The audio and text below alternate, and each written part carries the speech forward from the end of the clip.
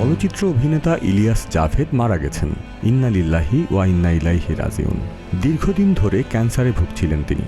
আজ বুধবার বেলা 11:30টার দিকে উত্তরের একটি হাসপাতালে শেষ নিঃশ্বাস ত্যাগ করেন এই অভিনেতা। তার বয়স হয়েছিল 82 বছর। পরিবার সূত্রে জানা যায়, আজ সকালে শারীরিক অবস্থার মারাত্মক অবনতি হয় তার। হাসপাতালে নেয়ার পর চিকিৎসক তাকে মৃত ঘোষণা করেন।